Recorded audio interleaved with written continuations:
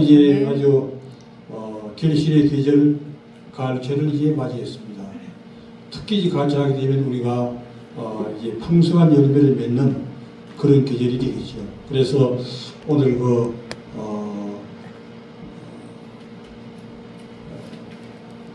요한복음 15장에 있는 말씀을 가지고 우리 어떻게 하면 이 풍성한 열매를 많이 맺을 수 있는가 하는 면에 대해서 살펴보는 시간을 갖도록 하겠습니다. 먼저 이제 15장, 요한복음 15장 8절에 보게 되면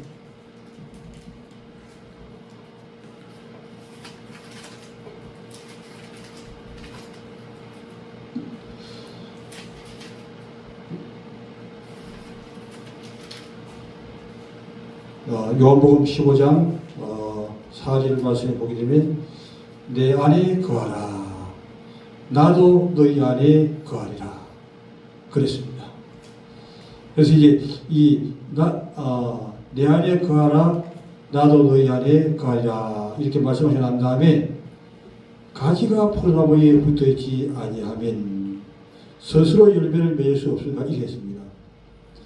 이번에 이제 이 말씀을 보면서 저는 이제 새로운 것을 깨닫게 되었습니다. 이 내 안에 거하는 것과 포도나무에 가지가 붙어 있는 것과 연관성이 있겠다는 것을 깨닫게 된 것이죠.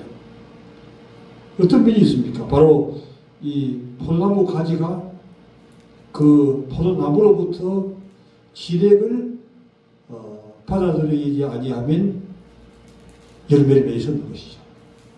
그래서 이제 결과적으로 이 포도나무가 시력을 이제 공급받아야만이 이제 가지들이 열매를 맺고 이 포도나무 가지가 잘라져서 포도나무로부터 지력을 공급받지 못하면 바로 이제 잘라져 버리게 되는 것이죠. 그래서 이 포도나무가 이제 그 더 풍성한 열매를 맺기 위해서는 포도나무의 뿌리가 더 아주 좋아야 되겠죠. 그래서 이제 이 농부들은 비료를 주기도 하고 또 땅가리를 하기도 하고 이렇게 하는 것이죠. 그리고 또한 햇빛을 적당한 때에 많이 받아야만이 이제 풍성한 열매를 이제 맺어나갈 수 있습니다. 마찬가지로 내 안에 거하라고 하는 이 말은 좀 이제 쉬운 것 같지만 어려운 말인데 포도나무와 가지 사이에 연관성이 있는 겁니다. 즉 우리도 하나님으로부터 지력을 공급받지 아니하면 열매를 맺을 수가 없다고 하는 것이죠. 요즘 이제 감기업 절자체가 나와가지고 한번 달아붙으면 떨어지지 않지만 그러나 언젠가는 그 붙어있던 것이 이제 떨어져 나갈 때가 있는 것이죠.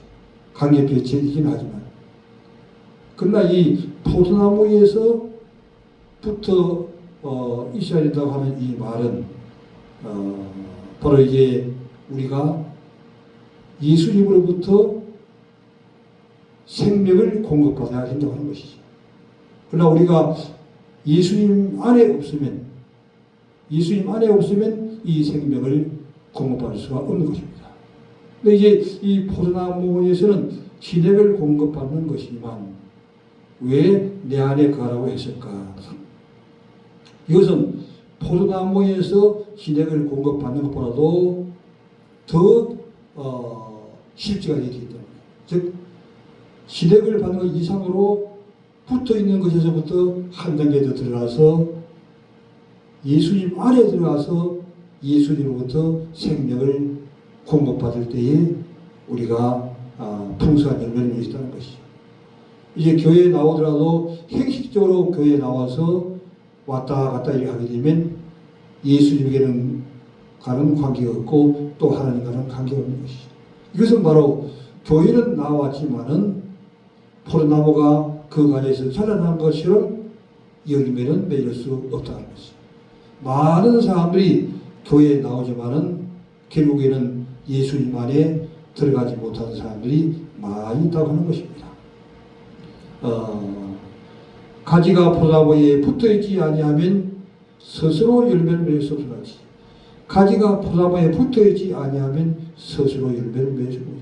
그 가지가 열매를 맺는 것이 아니고 그 가지가 포도나무에 붙어 있을 때만이 열매를 맺는다는 것이죠. 왜? 그 포도나무로부터 진액을 영양가를 공급받아서 받을 때 그 가지가 더 많은 열매를 이제 맺을 수가 있다고 하는 것입니다. 너희도 내 안에 거하지 않니? 포도나무 가지가 포도나무에 붙어 있지 않으면 열매를 맺지 않은 것 같이 너희도 내 안에. 그렇기 때문에 우리가 예수님 안에 들어가는 것이나 포도나무 가지가 포도나무에 붙는 것이나 마찬가지고, 또한 그냥 형식적으로 붙여진 것이 아니라 실제로 포도나무에 붙어서 진액을 받아야만이 열매를 맺을 수 있는 것 같이 우리도 주님 안에 들어가서 주님부터 생명을 공급받을 때에 열매를 맺을 수 있다는 것을 우리에게 보여주는 것입니다. 이것은 다른 사람을 속일 수도 없고 어떻게 할 수도 없는 것이죠. 실질적인 그런 일이 되겠습니다. 그러하리라. 나는 포도나무요 너희는 가지. 바로 예수님이 다시 얘기합니다. 예수님 자신이 포도나무고 우리 모두는 다 가지라는 것입니다. 예수님이 포도나무고 우리가 가지기 때문에 우리가 예수님에게 붙어 있을 때만이, 예수님 안에 들어갈 때만이 열매를 맺을 수 있다는 것입니다. 너희는 가지니 그가 내 안에 내가 그 안에 거하면 사람이 열매를 많이 맺는다. 예수님과 우리가 바로 하나가 되는 것이죠. 우리가 예수님과 하나가 될 때만이 실제로 내가 열매를 맺는 것이 아니라 예수님의 열매가 맺히는 것이기 때문에 예수님부터 생명을 공급받고 진액을 공급받고 예수님부터 모든 것을 이제 공급받을 때에 우리가 열매를 맺을 수가 있게 된 것입니다. 너희가 내 안에 거하지 아니하면, 너희가 내 안에 거하지 않으면, 즉 포도나무가 그 안에 붙여있지 아니하면 가지처럼 밖에 버리워 마련하니 사람들이 그것을 모아다가 사르리라. 이게 예수님의 생명 안에 붙어있지 아니하면 우리는 쓸모없는 사람이 된다는 것이죠. 세상에 많은 사람들에게 이 발표를 받고 손가락질을 당하고 이렇게 저주를 받게 되는 것이죠. 너희가 내 안에 거하고 내 말이, 그렇게 하면서 예수님은 한 단계 더 진보해서 얘기하고 있습니다. 그러면 우리가 예수님 안에 거하고 또 예수님이 우리 안에 거한다고 하는 무엇을 얘기하는가 하는 것에 대해서 말씀하고 있습니다. 너희가 내 안에 거하고 내 말이 되는, 즉 우리가 예수님 안에 있다고 하는 이 말은, 많은 열매를 맺었다고 하는 이 말은 우리가 예수님의 그 말씀이 우리 안에 거해야 된다고 하는 것입니다. 내 말이 너희 안에 거하면 무엇이든지 원하는 대로 구하라. 열매를 맺는 것이죠. 열매를 풍성하게 맺는데 왜 무엇이든지 원하는 대로 구하라고 말씀하시자면, 주님께서는 무엇이든지 다 알고 계시지만 중요한 것은 그래도 너희가 구하여야 할지라. 우리가 구하는 것을 주님이 우리에게 주시기 때문에 우리는 구체적으로 모든 것을 구하라고 이제 말씀하고 있는 것입니다. 그래서 이제 무엇인지 원하는 대로 구하라고 얘기하는 것입니다. 너희가 열매를 많이 맺으면 내 아버지께서 영광을 받을 것이요. 우리가 열매를 많이 맺게 되면 하나님하고 영광을 받을 것이요. 너희는 내 제자가 되리라. 예수님의 제자가 되게 되는 것이죠. 이제 누가복음 5장 4절과 5절 말씀을 보겠습니다. 말씀을 마치시고 시몬에게 이르시되 깊고 내려가서 그물을 내려온 고기를 잡으라. 시몬이 대답하여 이르되 선생님과 밤이 새도록 수고하였으되 잡는 것이 없었지만은 말씀을 의지하여 내가 그물을 내리리이다 하고, 그렇게 하니 고기를 잡는 것이 심이 많아 그물이 찢어지는지라. 아멘. 그러면 구체적으로 우리가 예수님 안에 거하고 또 예수님이 우리 안에 거하는 상태와 우리가 예수님이 따로 있는 상태가 어떤 것인지 오늘 이 말씀 누가복음 5장 4절 말씀에서 우리에게 말씀하고 있습니다. 말씀을 맡으시고 시몬에게 이르시되, 바로 베드로죠. 시몬에게 이르시되 깊은 데로 가서 그물을 내려 고기를 잡으라. 이렇게 이제 얘기했습니다. 예수님께서 어떻게 하면 고기를 많은 열매를 낼 수 있나, 많은 고기를 잡을 수 있나 하는 면을 이제 가르쳐 주는 것이죠. 5절에서 이제 해답과 또 베드로의 상태를 얘기하고 있습니다. 시몬이 대답하여 이르되, 선생님, 우리가 밤이 새도록 수고하였으니 잡고 싶다. 베드로가 바로 밤이 새도록 수고했는데 고기를 못 잡습니다. 왜 못 잡았을 거예요? 바로 이 베드로가 예수님 안에 들어가지 않았다는 것이죠. 예수님의 말씀 안에 들어가지 않은 것이죠. 주님의 말씀 밖에 있었기 때문에 밤이 새도록 그물을 내렸지만 한 마리의 고기도 잡지 못했습니다. 바로 이와 같이 우리가 말씀 안에 거하지 아니하고 예수님 안에 거하지 아니하고 포도나무 가지처럼 포도나무로부터 진액을 받지 아니하면 아무리 열심히 해도 고기는 잡을 수가 없습니다. 왜? 모든 것은 예수님으로부터 나오는 것이요, 포도나무로부터 나오는 것이지 가지가 열매를 맺는 것이 아니고 또 내가 열매를 맺는 것이 아니지. 그러면 우리는 예수님으로부터 그 진액을 공급받아야 되고, 예수님으로부터 생명을 공급받아야 되고, 예수님으로부터 사랑을 공급받아야 될 것이지. 우리가 아무리 사랑을 한다고 하더라도 주님으로부터 사랑을 공급받지 않으면 세상적인 사랑밖에는 할 수가 없는 것이지. 그러므로 무엇이든지 우리가 예수님에게 공급받고, 또한 포도나무가 그 가지가 포도나무로부터 진액을 공급받아야 열매를 맺을 수 있다고, 이렇게 비유적인 표현으로 이제 말씀해주고 있는 것입니다. 시몬이 대답하여 이르되, 선생님, 우리가 밤새도록 수고하였습니다. 밤이 새도록, 낮에만 한 것이 아니라 밤까지 새어가면서 열심히 했습니다. 근데 결국에는 한 마리의 고기도 잡지 못했습니다. 왜? 예수님 밖에서 놀았기 때문에. 그렇게 하면서 이 예수님은 방법을 알려주는 것이죠.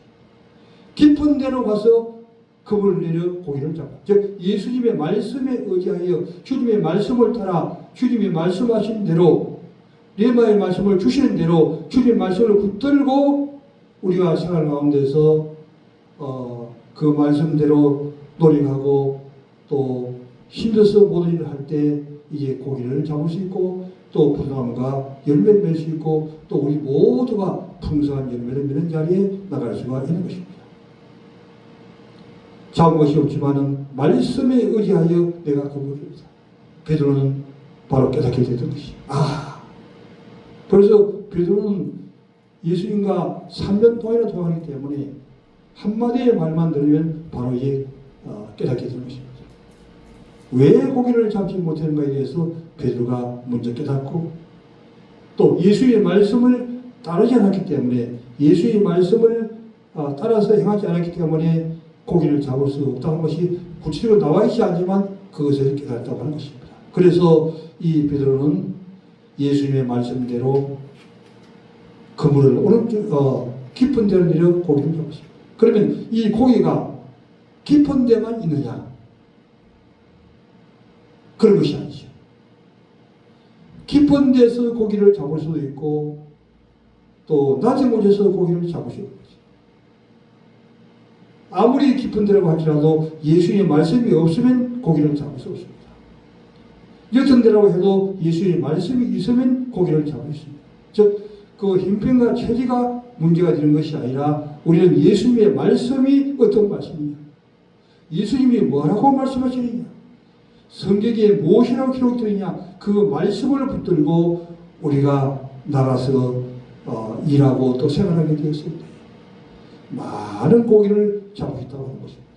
우리가 말씀을 따라가지 않고 육신적으로 그냥 자신의 이익을 위해서 이렇게 이런적인 것도 그냥 깨닫지 못하고 어린아이처럼 움직이게 되면 절대적으로 한 마리의 고기도 잡게 되고 우리가 열매를 맺을 수 없다고 하는 것입니다.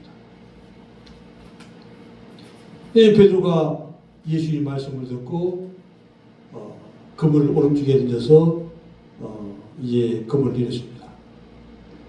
그렇게 하니 고기를 잡은 것이 힘이 많아. 그물이 찢어질 정도로 고기를 많이 잡았습니다. 왜? 베드로가 예수님 말씀 의지해서 했기 때문에. 예수님의 말씀을 따르지 아니하고 고기를 잡으러 나갔을 때는 낮에도 잡고 밤에도 잡고 하루 종일 고기를 잡았지만 한 마리의 고기도 잡지 못했는데, 그러니까 예수님의 말씀 한마디 듣고 나가서 그물을 깊은 데로 던져 고기를 잡으라는 그 말씀에 의지하여 그물을 딱 던지는데 어디서부터 고기가 몰려가는지 많은 고기를 잡았다고, 그물이 찢어질 때도 고기를 많이 잡았습니다. 이렇게 말씀에 의지하여 나갈 때에 풍성한 열매가 맺힌다고 하는 것입니다. 이에 다른 배에 있는 동무들도 들에게 손질하여 오라니. 너무너무 그물이 찢어질 정도로 고기를 너무 많이 잡았기 때문에 베드로의 배에서만 해결할 수 없는 것이죠.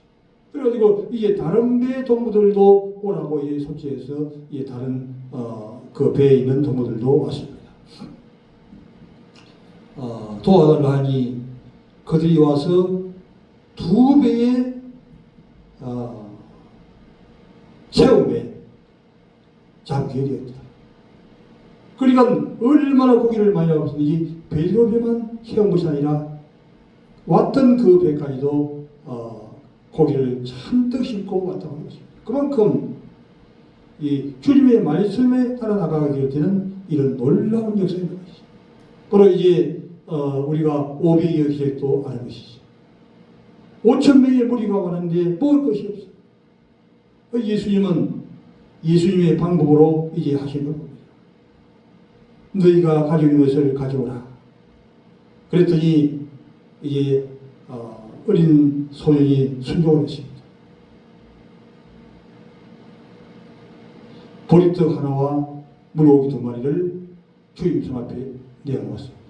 그것을 가지고 주님께서 축사하시고 난 다음에 이제 떼어주니 5,000명이 먹고도 12바구니가 남았다고 기록하십니다. 얼마나 주님의 말씀이 권세가 있는 말씀입니까? 바로 이 주님의 말씀, 그 말씀 어린 소년이 순종하지 않았다고 하면 5,000명이 그냥 쫄쫄 굶고 이제 집으로 이제 돌아가겠지만, 그러나 한 명의 소년이 500개를 가지고 와서 주님 앞에 내어두었을 때 주님이 그걸 가지고 하늘을 향하여 축사하시고 띄워줬을 때 5,000명이 먹고, 또 이제 그 당시에는 숫자는 남자가 있었기 때문에 거기에는 아이들도 있고 또 여자들인데 아마 한 10,000명 정도는 왔을 거예요. 그 10,000명이 먹고 이제 12발이 남아가지고 되었다고 이제 말씀하고 있습니다. 이만큼 주님의 말씀은 권세가 있고 힘이 있는 것이죠. 그 말씀대로 우리가 나가게 되었을 때는 풍성하고 한 열매를 이제 맺을 수가 있습니다. 갈라디아서 5장 22절 보지요. 갈라디아서 5장 22절. 오직 성령의 열매는 사랑과 희락과 함께 오래 참음과 자비와 양선과 충성과 온유와 절제는 이 같은 것을 금지할 법이 없느니라. 할렐루야. 그러면 이제 우리가 어떤 열매를 우리가 맺게 되는 것입니다. 물론 뭐 우리가 물질적으로 풍성한 열매는 말할 것도 없고, 주님께서 우리에게 주신 말씀, 그 말씀의 열매를 우리가 이제 풍성하게 맺는 게 중요한데, 먼저는 갈라디아서 5장 21과 23절에서 성령의 열매를 9가지 열매를 맺으라고 말씀하십니다. 그럼 이 열매는 왜 성령의 열매를 했느냐? 성령의 기름 부음이 없으면, 성령의 충만함이 없으면, 성령님이 함께하지 아니하시면 그 열매는 맺을 수가 없는 것입니다. 나 성령의 기름 부음이 있고 놀라운 성령의 충만함이 있게 될 때는 이 9가지 열매를 이제 다 맺어 나갈 수 있는 것이죠.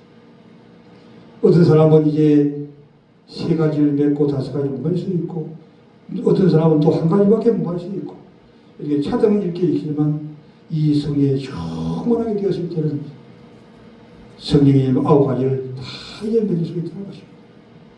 그래서 이 모든 열매는 우선 여러 열매가 있지만 그 안에는 성령이라고 하는 것이 항상 포함이 됩니다.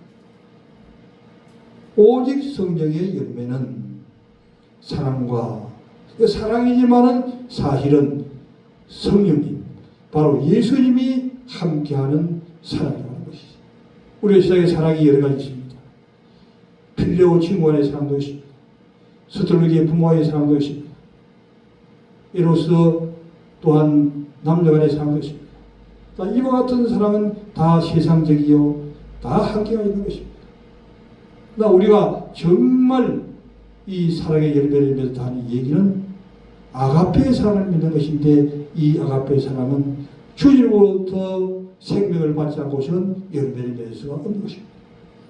주님으로부터 생명을 받고 주님의 그 사랑의 기름 부으심이 우리에게 와야만이 이 열매를 맺는 것이죠.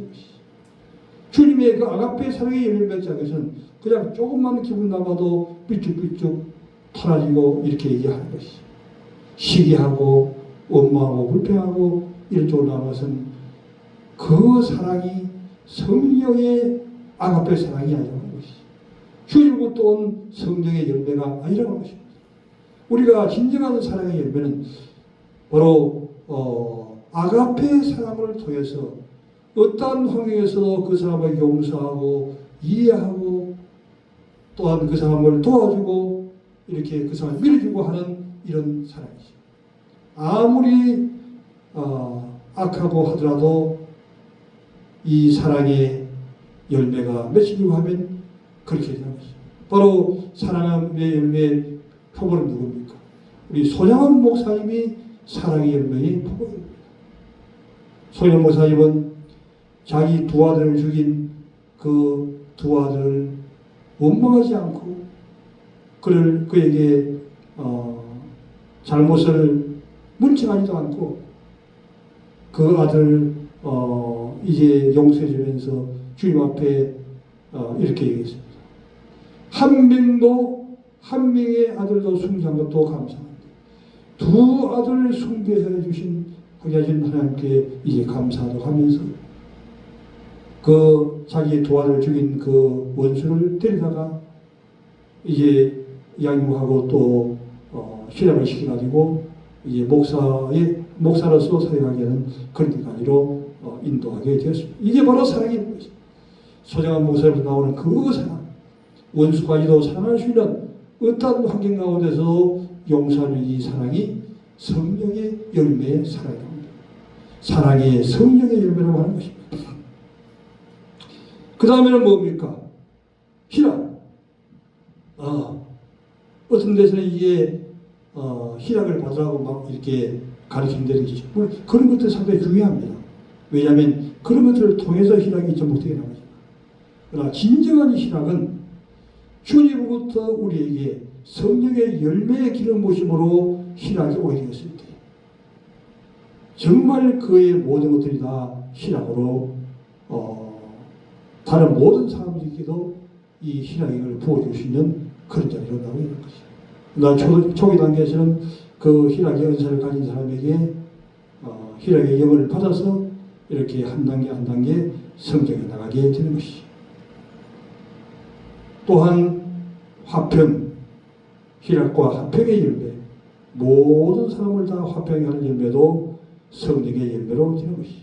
오래 참음, 어떤 환경 가운데서도 인내하면서 오래 참는 열매가 필요하죠. 오래 참음의 열매는 이제 순교자 중에 아주 그 유명한 이제 순교자로 주님 앞에 이제 쓰임 받았던 그런 이제 순교자 가운데 이제 감옥에서 나와가지고 이제 집에 들어가는데 그 아내가 그 감옥에 온 아내가 쫓아내가지고 왜 집에 들어간다고 끝까지 순교해 집에 안다 할 때 그 참 순교자는 이제 다시 돌아가서 결국에는 순교하면서 주님 앞에 영화되었다는 그런 이제 얘기가 있습니다. 그 다음에 자비와 양성과 충성과 절제니, 충성도 성령의 열마로 성령님께서 우리에게 주실 때, 주님이 우리와 함께 하실 때 온전한 충성이 나오게 되고, 절제도 주님이 우리와 함께 하시고 우리에게 성령으로 기름을 부으실 때만이 절제가 생기는 것이죠. 그 다음에 이제 이 같은 것을 금지할 부분, 어떠한 것들을 통해서도 이와 같은 것들을 금지할 부분, 아무리 노력하고 또 타고날 때부터 정말 성자로 태어나고 또한 돌을 닦아서 성자가 되었다 할지라도 성령의 열매로부터 오는 것이 아니면 절대적으로 이 열매를 맺을 수가 없다고 하는 것입니다. 그리고 우리는 성령의 기름 부으심으로 충만하고 성령의 충만한 가운데서 나갈 수 있도록 우리가 하나님 앞에 부르짖어 기도하고 하나님의 말씀으로 충만하고 이런 데에 나가야 되겠습니다. 그 다음에 에베소서 5장 9절을 보죠.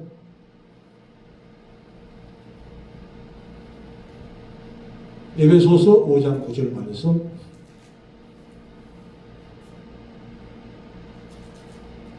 빛의 열매는 모든 착함과 어둠과 진실함에 있느니라. 할렐루야.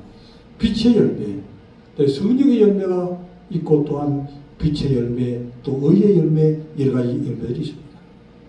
빛의 열매는 무엇인가? 모든 착함과 의로움이 있느니라. 바로 빛 대신 예수님부터 밝은 빛을 우리가 조입받을 때 우리 스스로는 빛의 열매를 맺을 수 있는 것이죠. 그러나 빛 대신 예수님이 우리에게 밝은 빛을 비추어주면 어두웠을 때는 아무것도 안 보이잖아요. 어두웠을 때는 보지 못하기 때문에 알지 못하는 것이죠. 그러나 빛이 우리에게 비추게 되었을 때 모든 것을 알게 되는 것이죠. 무엇을 알게 되느냐? 우리가 착함이 모든 착하게 하는 것이 무엇인지, 악하게 하는 것이 무엇인지, 착하게 하는 것이 무엇인지 하는 것을 깨닫게 됩니다. 요즘 정말 이 말씀의 말에 사람들이 너무 이 강파가 있어가지고 그냥 아무리 그것도 알지 못하는 그런 사람들을 그냥 지나가다가 칼을 가지고 찔러 죽이는 이런 세상을 말이겠죠. 자기 부모도 죽이고 자기 자녀도 죽이고 하는 그런 때를 이제 우리가 살고 있습니다. 이때에 빛 대신 주님이 그의 심령을 비추어주면 이제 깨닫게 된 것이죠. 그러나 주님의 빛이 비춰지지 않으면 어둠에 있기 때문에 그 사람을 죽이고도 그냥 당연한 것처럼 얘기하는 것을 우리가 도록 이제 뉴스를 통해서 우리가 볼 수 있습니다. 그냥 아무렇지 않은 거예요. 그렇게 얘기하는 걸 보게 됩니다. 그 다음에 의로움에 있느니라. 모든 사람을 대할 때 우리가 의롭게 되는 것도, 의의 열매를 맺을 수 있는 것도, 빛 대신 주님으로부터 빛을 공급받아 빛의 가운데 거하게 됐을 때 우리는 그런 열매를 이제 맺을 수 있는 걸 보게 됩니다. 그리고 또 이제 우리가 이제 이런 성령의 열매 또한 빛의 열매 외에도 우리가 주님으로부터 우리가 생명을 공급받고 희생을 공급받게 되었을 때는 많은 열매를 맺을 수가 있다고 하는 것입니다. 이제 말씀을 정리하도록 하겠습니다. 주님은 우리에게 어떻게 하면 열매를 맺을 수 있는지를 이제 곳곳에 가르쳐 주는데 오늘 이제 두 것을 통해서 이제 살펴보게 되었습니다. 먼저는 이제 포도나무에 가지가 붙어 있지 않으면 열매를 낼 수 없다는 것이죠. 이 말은 우리가 주님 안에 거한다고 하는 이 말은 포도나무 가지가 포도나무 붙어 있지 않은 것과 같은 원리라고 하는 의미에서 예수님이 포도나무를 이제 예를 들어서 얘기하는 것입니다. 즉 이 포도나무는 가지가 포도나무에 붙어 있어야만이 포도나무로부터 진액을 공급받을 때만이 이제 열매를 맺을 수가 있는 것이죠. 그러나 포도나무 가지가 그 포도나무로부터 잘라져 나갔을 때는 포도나무로부터 진액을 공급받지 못하기 때문에 열매를 아예 하나도 맺을 수 없는 것이죠. 그리고 잘라졌기 때문에 이제 사람이 불을 잘라 버리기도 하는 것입니다. 마찬가지로 우리가 이 예수님으로부터 예수님 안에 거한다고 하는 이 말은 포도나무가 포도나무에 붙은 가지가 포도나무에 보다 더 한 단계 더 진보한 것이죠. 붙어 있는 단계에서 이제는 예수님 안에 들어가는 것이 포도나무 안으로 이제 들어가는 것입니다. 또한 예수님이 또한 우리 안으로 들어오는 것입니다. 이렇게 합일체가 될 때만이 이 열매를 맺을 수 있다는 것이죠. 생명을 우리가 예수님부터 공급받을 때 우리도 다른 사람에게 이제 생명을 나눠주고 또 생명을 받은 그 사람도 생명을 공급받아서 열매를 맺는 것입니다. 내가 아무리 생명을 나눠주려고 해도 나에게 예수님의 생명이 나에게 없으면 생명을 나눠줄 수가 없는 것이죠. 그러므로 우리가 이 말씀을 들을 때도 머리로만 듣게 되면 절대적으로 열매를 맺을 수가 없습니다. 이 하나님의 말씀을 들을 때 우리가 생명으로 우리의 가슴으로 그 말씀을 받아들일 때 말씀을 공급해 주는 자에게 생명으로 공급해야 되고 또한 받은 자가 그 생명을 마음으로 그 말씀을 공급하게 되었을 때만이 그 예수님의 생명이 오게 되고 포도나무 가지가 포도나무에 붙어 있는 것처럼 예수님의 그 생명이 공급됩니다. 예수님부터 그 진액이 나오는 것이죠. 아무리 예수님 옆에 있어서는 절대적으로 열매를 맺을 수 없습니다. 예수님 안에 들어갈 때만이 열매를 맺는 것이죠. 즉 우리가 포도나무 되시는 예수님에게서 진액을 공급받을 때만 열매가 맺는 것이지 포도나무 옆에 있다고 해서 열매를 맺는 것이죠. 우리가 그 포도나무 되시는 예수님에게 들어가야만이 풍성한 열매를 맺을 수 있고 예수님 안에서 더 많은 생명을 공급받았을 때 이 포도나무 가지들이 더 많은 열매를 맺어서 포도나무 가지가 썰릴 정도로 땅에 닿을 정도로 열매를 많이 맺는 것을 볼 수 있습니다. 그것은 온전하게 포도나무에게 붙어 있고 또한 그 포도나무는 하늘로부터 빛을 마음껏 공급받고 또한 땅으로부터 생명을 공급받게 많이 공급을 받을수록 또한 가지에게 더 풍성한 생명을 주게 되고 이게 풍성한 열매를 맺게 됩니다. 바로 베드로의 사건을 통해서 우리에게 교훈을 주고 있습니다. 베드로가 예수님 안에 있을 때와 예수님 밖에 있을 때가 어떤가 하는 것입니다. 예수님 밖에 있을 때는 밤이 새도 고기를 잡고 낮에도 고기를 잡고 밤에 고기 잡는 사람이 낮에는 안 잡았겠습니까? 낮에도 하루 종일 근무를 일이고 밤에도 하루 종일 근무를 일이지만 예수님의 생명이 없으므로 고기를 잡지를 못했습니다. 그러나 이 베드로가 예수님 말씀을 의지하여 이제 그물을 오른편에 던졌을 때 이 베드로는 그물이 신을 준대로 153마리 그걸 잡아서 옆에 있는 100가지 사람 불러서 풍성한 열매를 맺게 됐습니다. 우리는 성령의 충만 기름 부심으로 사랑의 열매를 풍성히 가하려 되네. 또한 빛의 열매, 착함과 어른 열매가 있어 주님이 영광을 받으시는 그런 이 가르침이 되기를 주님의 이름으로 축원합니다. 아멘.